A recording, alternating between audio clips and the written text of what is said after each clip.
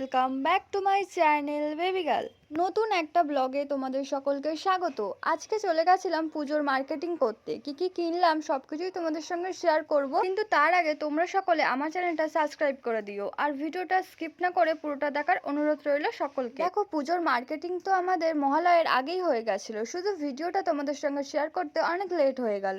এবার বলি, পুজোর শপিং করতে আমরা কোথায় গেছিলাম। না, বেশি দূরে যাওয়া হয়নি, এবারে গেছিলাম বারুইপুরের বাজারেই কেনাকাটা করেছি। প্রথমেই বাবুর জন্য জুতো কেনার জন্য সিলেদার্সে চলে যায়, আর ওখানে ভালো কালেকশন ছিল না বলে বাইরে এসে একটা অন্য দোকান থেকে জুতো নিলাম।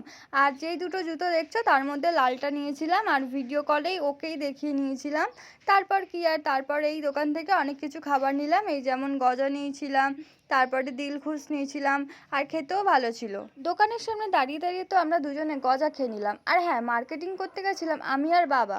মহালয়ের আগে যেহেতু আমরা শপিং করছি তাই তেমন একটা ভিড় ছিল না, কিন্তু এখন দুর্গাপুজোর লাইনের মতো ভিড় হয়েছে বাজারে। দেখো, এদিকে আমি দোকানের সামনে দাঁড়িয়ে দাঁড়িয়ে এটা কি ওটা কি সেটা জিজ্ঞাসা করতেই থাকি, কারণ আমি জানতাম না যে এটা কি। তখন পরে জানতে পারলাম ওই যে লাল যে খাবারটা দেখছো সেটা হচ্ছে গাজর আর বিটের হালুয়া। বিটের নাম শোনায় আর খাবারটা নিলাম না। তো খাওয়া দাওয়া জিনিস তো নেওয়া হয়ে গেল, এবার চলো শপিং করি। সবে তো মাত্র জুতো কেনা হয়েছে, আরো কত কি বাকি আছে। তারপর এদিক ওদিক ঘুরে চলে গেলাম সোজাসুজি শপিং মলে। এম বাজারে গিয়েছিলাম, সেখান থেকে অনেকগুলো টি শার্ট দেখছিলাম, তার মধ্যে একটা টি শার্ট ভীষণ পছন্দ হয়েছিল, কিন্তু সাইজ না পাওয়ার সেই কারণে অন্য একটা টি শার্ট পছন্দ করতে হয় জিজুর জন্য। শপিং মল থেকে জিজুর টি শার্ট নেওয়ার পর চলে গেলাম দিদির ড্রেস কেনার জন্য এই দোকানে।